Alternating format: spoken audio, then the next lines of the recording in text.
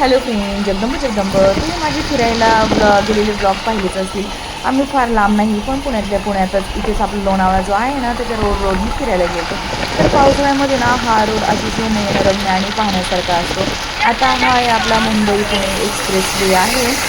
आणि मी म्हटलं चला इथे पण खूप छान छान वॉटरफॉल्स असतात रस्त्याने जाताना. आणि पहा, हा जो हे तुम्हाला टू सीन व्हीलर मी पाहायला पहिल्यांदाच मिळतोय ना, बघितली बघा हायवेला. हा फक्त आणि फक्त तुम्हाला याच्यामध्ये पावसाळ्यामध्येच पाहायला मिळेल, रेनी सीझनमध्ये. अदरवाईज ना असे सीन ना म्हणजे मोस्टली नाही पाहायला मिळत. असं म्हणजे थोडंसं उन्हाळ्यामध्ये म्हणा किंवा हिवाळ्यामध्ये इतकं छान नाही पाहायला मिळत हा एक्सप्रेसवे, जेवढा पावसाळ्यामध्ये असा सुंदर असा निसर्गाने भरलेला असतो. आणि खरंच नयनरम्य हे दृश्य असतात. आणि खरंच कोणी म्हणजे एकदा जर पॉसिबल असेल तर खरंच म्हणजे येण्यासारखा हा रोड आहे. आणि म्हणजे ना डोळ्यामध्ये साठवून ठेवण्यासारखा हा रोड आहे. खूप छान.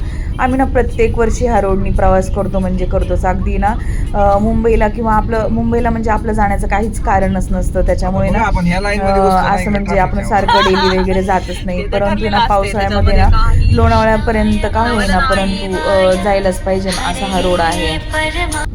तर पावसाळ्यामध्ये ना फ्रेंड्स हा रोड आहे ना पाहण्यासारखंच असतो, म्हणजे खूपच छान असतं.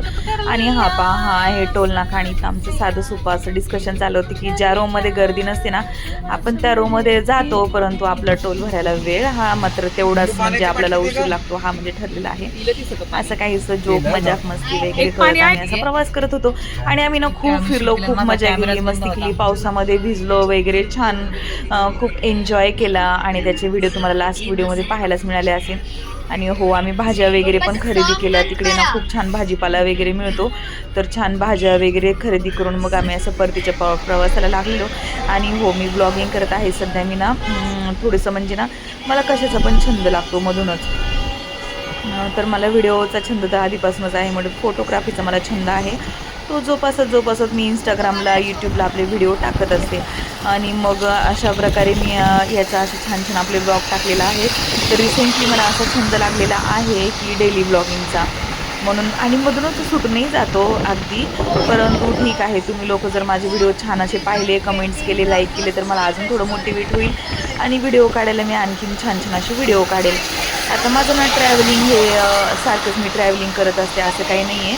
परंतु कामानिमित्त मग इकडे तिकडे जाणं होतं. आणि नाही का, लहान बाळांसारखं आपला नवरा मिस्टर म्हणजे घरातले कुठे चाले की त्यांच्या मागं लागून जायचं, म्हणजे आपलं फिरणंही होतं, व्हिडिओही होतं आणि सगळंही होतं. अशा प्रकारचा थोडासा छंद मला आहे. त्याच्यामुळे मला थोडंसं जास्तीत जरा बाहेर जाणं येणं माझं होतं. बाकी काही नाही. आणि हे पाहू शकता तुम्ही. आणि आपण पुण्यामध्ये थोडंसं फ्लाईट सिस्टीममध्ये वगैरे राहतो, मग राहून राहून आपल्याला कंटाळा येतो. मग असं वाटतं की कुठेतरी फिरायला जावं. प्रत्येक सॅटर्डे संडे असं वाटतं, मग त्यानिमित्ताने फिरणं होतं. आणि पावसाळ्यामध्ये थोडंसं जास्त फिरणं होतं, बाकीच्या वेदरमध्ये थोडंसं कमी होतं. उन्हाळ्यामध्ये असे आपण फार घराच्या बाहेर पडत नाही. पावसाळ्यामध्ये थोडंसं म्हणजे वातावरण वगैरे पाहायला छान वाटतं. आणि खरं सांगायला गेलं तर मला पावसाळा हा ऋतू पहिला कधीच नाही आवडायचा, पण जेव्हापासून पुण्याला आली आणि हे जे निसर्गाचं हे जे सुंदर असं रूप मी पाहिले ना, तेव्हापासून खरंच मला ना प्रत्येक पावसाळ्यामध्ये ना मी आतुरतेनं मीच नाही, माझे एक मिस्टर, माशी आली मुलगी, तिला आम्ही पळवायचं सगळेजण बंद अशा करायचं. आतुरतेने वाट पाहत असतो निसर्गाचे सुंदर सुंदर देखावे पाहायला.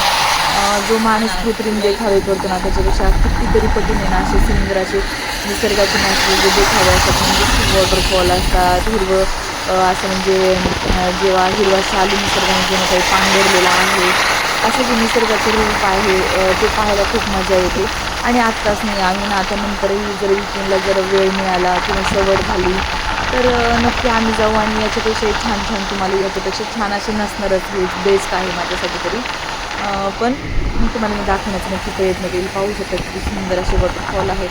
आणि हे जागोजागी वॉटरफॉल आहेत. आणि व्हिडिओ मी ना बंद चालू करत होते, त्याच्यामुळे जेव्हा वॉटरफॉल जातील तेव्हाच माझा पण व्हिडिओ एक चालू खाली व्हायचा. तसं खडबडीत येणार आणि आहे. मग काही काही दृश्य हे टिकण्याच्या आधीच म्हणजे ते निघून गेलेले असायचे. आणि एक्सप्रेसवे आहे, आपला स्पीडही तेवढाच फास्ट असतो.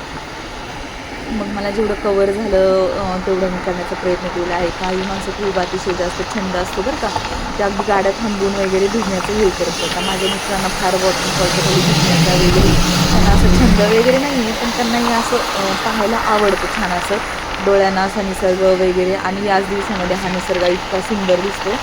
आणि तो मग आपण इतकं छान ह्याच्यामध्ये राहतो, तर का नाही मग फिरायचं, असा तो प्रश्न येतो.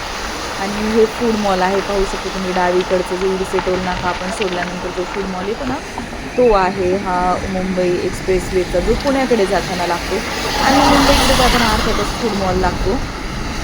आणि मग मी तेच मागच्या ह्याच्यामध्ये बोलत होते की आपण मुंबईला तर आपण जात नाही, परंतु आपण पुण्याला जर राहत असेल तर लोणावळ्यापर्यंत सहज आपला लाँग ड्राईव्ह म्हणून आपण गाडीतून जायचं आणि गाडीतून यायचं. फिरायला कोणत्याही एज ग्रुपच्या माणसांना काहीच हरकत नाही आहे. तुमच्याकडे लहान मुलं असू द्यात किंवा म्हातारी माणसं, सगळ्यांना आवडेल असं ठिकाण आहे.